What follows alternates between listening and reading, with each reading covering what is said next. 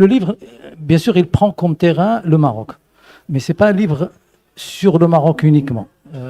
J'avais déjà dit dans un ancien livre que je ne suis pas, en s'amusant un peu, que je ne suis pas marocologue. Je ne suis pas un spécialiste du Maroc.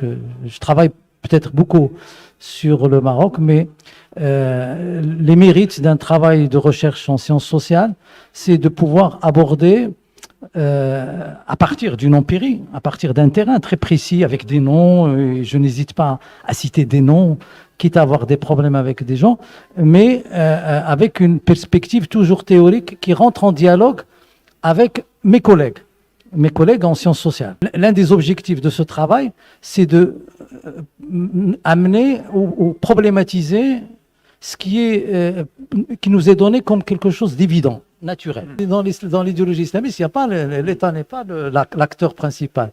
C'est l'individu qui est l'acteur principal. Et on le voit quand on étudie un peu la façon dont la gestion économique a été faite que ce soit en Malaisie ou en Indonésie, ou que ce soit en Égypte pendant les 2 ans, en Tunisie pendant 4 ans, au Maroc pendant 10 ans. L'accommodement vis-à-vis des recommandations par exemple de la Banque mondiale qui sont les producteurs, j'allais dire, des normes néolibérales, n'a jamais été aussi forte que durant ce gouvernement. Dans la définition weberienne de l'État, c'est pas uniquement un ensemble d'institutions. Bien sûr, il y a un ensemble d'institutions, mais c'est toutes les représentations que font qu'on accepte d'être gouverné et de la façon dont on est gouverné. C'est un ensemble de valeurs qui lient gouvernant et gouverné.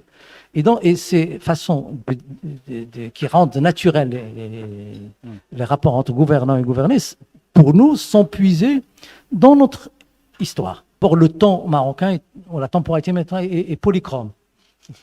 Il est polychrome, il n'est pas monochrome, donc il n'est pas binaire. C'est le grand danger qui la menace, c'est qu'elle devienne binaire. Et c'est un peu toute la... Ce qui a été tenté dans les années 60-70. 60-70 et dont le projet est poursuivi par le wahhabisme, par le salafisme aussi, qui est binaire. Donc c'est polychrome. C'est une conception aussi de la représentation de ce que c'est que la société marocaine, qu'on retrouve écrite, narrée dans la Constitution, un peu. Mais ça a été compliqué pour la narrer de cette façon, mais qui renvoie à cette idée de ce que c'est que le Maroc, de cette idée comme j'ai dit, enchevêtrement des temporalités, des styles, des façons de gouverner, des postures, etc., et qui sont naturalisées. Ce ne sont pas vécus comme... Parce que beaucoup, d'ailleurs, de gens disent que les Marocains sont ambivalents, schizophrènes, etc. Non, les gens vivent, j'allais dire, confortablement ils tissent leur vécu d'une façon relativement intéressante, y compris dans leur rapport à la religion, dans leur rapport aux politiques. Le Maroc bouge. Le Maroc bouge, se transforme. Mais les indicateurs de son transformation, ce n'est pas ce qu'on nous dit. Ce n'est pas le taux de participation électorale.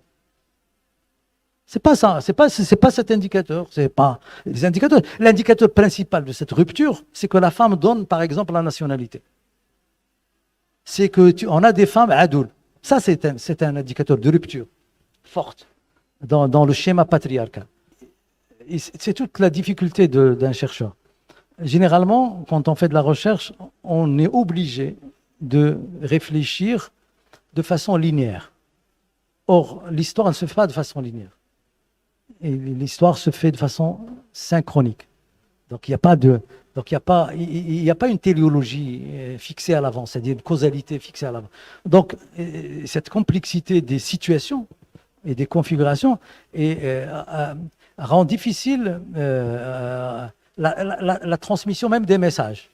Moi, de toute façon, et ça tu le sais, j'ai toujours dit que la survie du Maroc, de l'État marocain, passe par justement, et ce n'est pas un appel au passéisme ni à l'archaïsme, il y a des caractéristiques que la société a développées dans son rapport à l'État, qui est un rapport de méfiance, ce qui est que l'État doit faire là aussi l'effort pour éliminer en partie cette méfiance, mais cette méfiance elle-même est salutaire. Parce et quand on dit que l'idée de l'agilité, un État doit être agile, résilient, réactif, et donc c'est sobre, donc austère, même presque austère, sobre, la sobriété, ça renvoie quand même des caractéristiques un peu, mais cet état de passé, c'est aussi, comme j'ai dit tout à l'heure, il était d'une violence qui peut être spectaculaire et terrible, etc. Donc quand on parle de la singularité d'une trajectoire, on ne convoque pas le concept de spécificité. Le Maroc n'est pas spécifique. Il est singulier, mais pas spécifique.